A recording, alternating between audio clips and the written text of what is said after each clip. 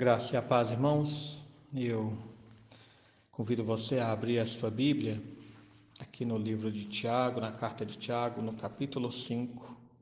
Nós faremos a leitura dos versículos 13 ao versículo 16. Está escrito assim: Está alguém entre vós sofrendo? Faça oração. Está alguém alegre? Cante louvores. Está alguém entre vós doente? Chame os presbíteros da igreja, estes façam oração sobre ele, ungindo-o com óleo em nome do Senhor. E a oração da fé salvará o enfermo, e o Senhor o levantará. E se houver cometido pecados, ser-lhe-ão perdoados. Confessai, pois, os vossos pecados uns aos outros, e orai uns pelos outros para serdes curados. Muito pode, por sua eficácia, a súplica do justo. Irmãos, nós chegamos então aqui ao fim da carta de Tiago, na última meditação que teremos nesse aspecto aqui. E quantos ensinos, nós tivemos nessa carta? Quantos desafios, quantos estímulos à fé e à prática da piedade cristã. De repente, se você não acompanhou, quero lembrá-lo de que estão todos postados aí nas nossas redes sociais e você pode acessar através do Instagram ou através do YouTube ou do Facebook todos os dias as nossas meditações dessa carta. Mas veja que agora Tiago ele vai resumir tudo em uma única atitude, a atitude da oração. É interessante porque muitas pessoas elas têm uma prática alimentar que é muito semelhante. Às vezes as pessoas deixam mais gostoso para a última colherada ou a última garfada. Pode ser aquele pedaço de carne saboroso, aquele chantilly de sobremesa, aquela calda de um doce que sempre é colocado no cantinho para ser parte do último pedaço a ser degustado. E parece que Tiago aqui faz algo igual. Depois de falar sobre as provações, de falar sobre as tribulações, de falar sobre as tentações, de falar sobre os nossos erros e os desafios que nós temos para viver de forma agradável a Deus, Tiago ele faz um último conselho baseado na prática mais característica e mais importante para os crentes, que é a prática da oração. Ele trata disso aqui no versículo 3 até o 18. Mas o que Tiago quer nos mostrar é que a oração é o melhor remédio de Deus para toda a nossa vida cristã. Há sofrimento de qualquer tipo, ore. Ele está falando no versículo 13. Está alguém entre vós sofrendo? Faça oração. Tem enfermidade, no versículo 14, vamos orar. Há pecados cometidos, então que se arrependam do pecado, façam confissão e oração. Relacionamentos estão quebrados, estejamos orando, como ele diz no versículo 16, e orai uns pelos outros, a fim de serdes curados. Irmãos, a oração, de fato, é a respiração da alma cristã. A oração é a bebida que nutre, que hidrata a fé do crente.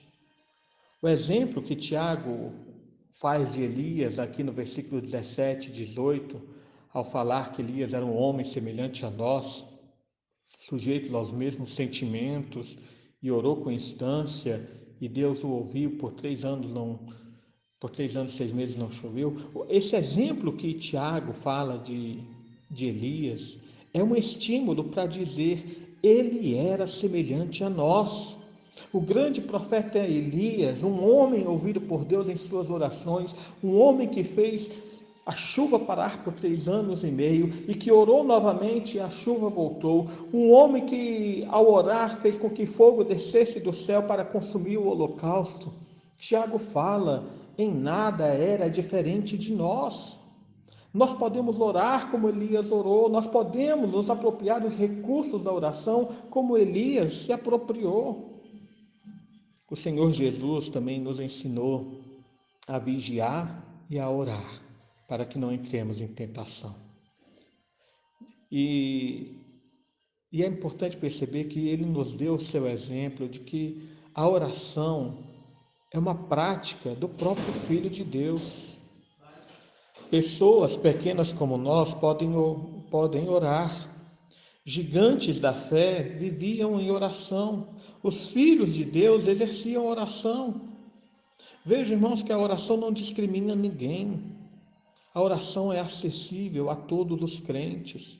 Ela é eficaz a todos os que buscam a Deus, aqueles que andam para o seu louvor. Devemos lembrar também que Paulo, ele recomenda a oração como uma prática constante, como quando ele diz: orai sem cessar.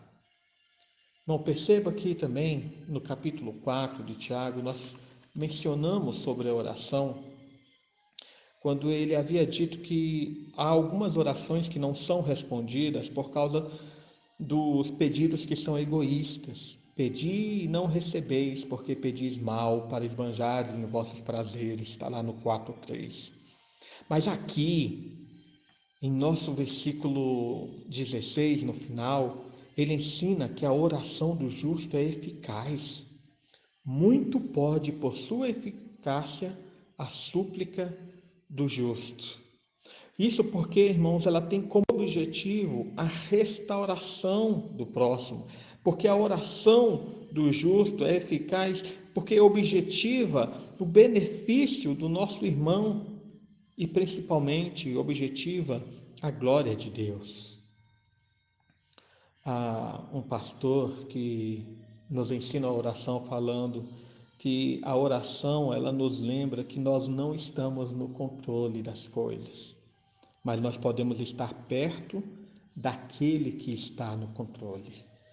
De fato, nós oramos porque não podemos resolver as coisas por nossas próprias forças, mas nós suplicamos àquele que governa toda a história, aquele que tem o poder nas suas mãos e realiza todas as obras segundo o seu beneplácito, segundo a sua vontade.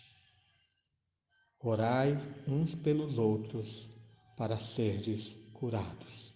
Se você precisa de oração, nos chame. Estamos dispostos a orar por você. Se você precisa de oração, procure alguém que sirva a Deus e orem. Orem juntos. Orem pela cura.